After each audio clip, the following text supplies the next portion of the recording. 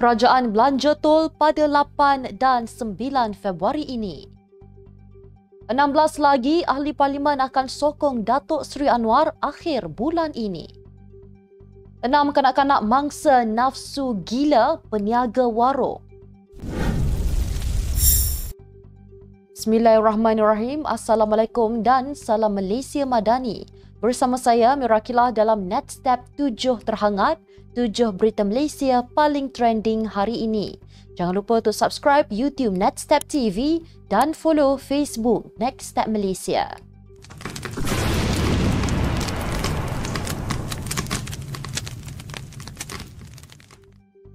Mesyuarat Jemaah Menteri hari ini bersetuju memberikan tol percuma kepada semua kenderaan persendirian pada 8 dan 9 Februari ini. Menteri Kerja Raya Alexander Nantalinggi menjelaskan pemberian tol percuma itu bagi meraikan kesemua rakyat Malaysia, terutamanya masyarakat kaum Cina yang menyambut perayaan Tahun Baru Cina. Pendekatan pemberian tol percuma ini adalah selaras dengan aspirasi kerajaan perpaduan yang menitikberatkan soal kebajikan rakyat dan sentiasa membantu meringankan kos sara hidup rakyat. Kata beliau, pengecualian tol itu meliputi semua kenderaan kelas 1, kenderaan persendirian sahaja di semua plaza tol, kecuali di plaza tol di sempadan negara iaitu Tol Bangunan Sultan Iskandar dan plaza tol Tanjung Kupang, Johor Darul Takzim. Tambahnya lagi, pelaksanaan pemberian tol percuma ini diharapkan dapat dimanfaatkan pengguna lebuh raya dengan merancang perjalanan sewajarnya dan dinasihatkan mematuhi cadangan jadual waktu perjalanan atau Travel Time Advisory yang disyorkan. 16 ahli parlimen dari Bersatu bakal sokong kerajaan perpaduan menjelang hujung bulan ini. Dakwa ahli parlimen Bukit Gantang, Datuk Syed Abu Hussein Hafiz Syed Abdul Fasal. Beliau berkata kepada media selepas program jualan rahmah dicangkat jering Perak. Sebelum ini yang hanya 10 orang, kini angka tersebut telah meningkat kepada 16 ahli parlimen. Sebelum ini, ahli parlimen Tanjung Karang, Datuk Dr. Zulkafli Hanapi ialah wakil rakyat Bersatu ke-6 yang mengisytiharkan sokongan kepada Datuk Seri Anwar. Ahli parlimen dari Bersatu yang turut menyokong PMX ialah Syed Abu Hussein Hafiz, Zahari Kecik, Iskandar Zulkarnain Abdul Khalid, Suhaili Abdul Rahman dan Muhammad Azizi Abu Naim. Syed Abu Hussein turut menafikan dakwaan bahawa beliau menjadi broker untuk mendapatkan sokongan ahli parlimen pembangkang. Editor Sarawak Report dijatuhi hukuman penjara 2 tahun selepas didapati bersalah menfitnah Sultanah Terengganu Nur Zahirah. Magistrate Nik Muhammad Tarmizi Nik Muhammad Syukri membuat keputusan itu tanpa kehadiran tertuduh di Mahkamah Magistrate Terengganu hari ini.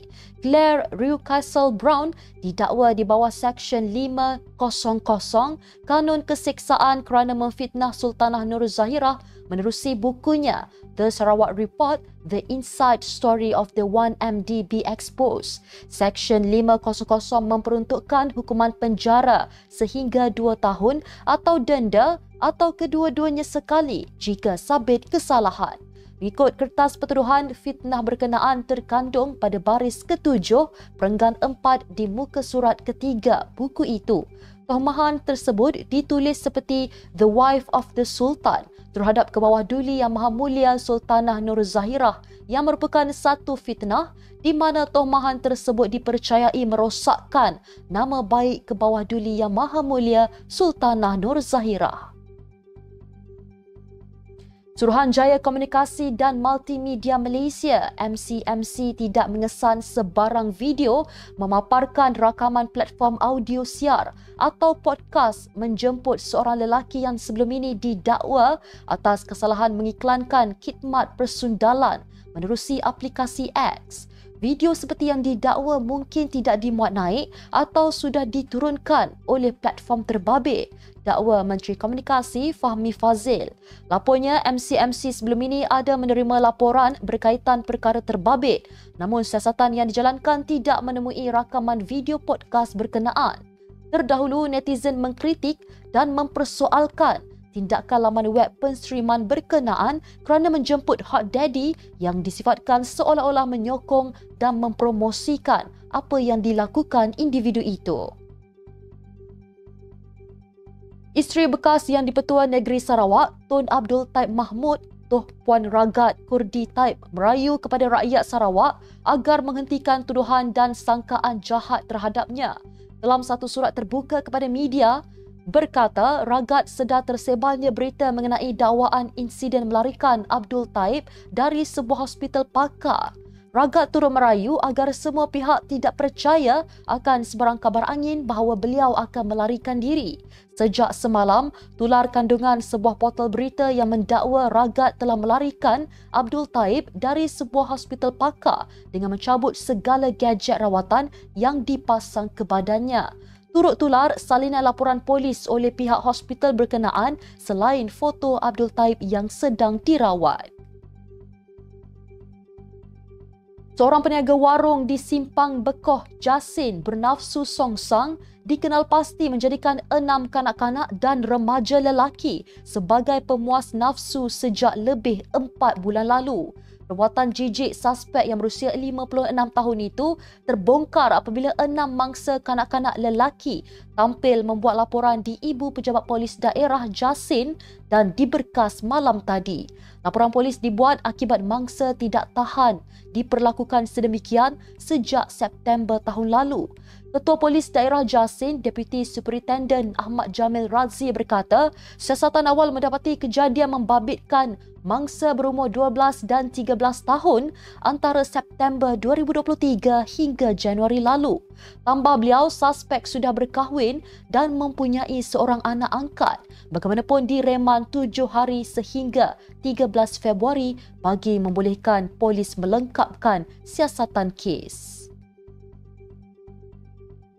Polis menjumpai mayat seorang lelaki dalam keadaan terapung di Taman Tasik Shah Alam pada 8.19 pagi tadi. Ketua Polis Daerah Shah Alam, ACP Muhammad Iqbal Ibrahim, dalam kenyataan berkata, siasatan awal tidak menemukan sebarang dokumen pengenalan diri dan lelaki itu disyaki warga negara asing kerana tidak mempunyai suntikan BCG pada bahu sebelah kiri.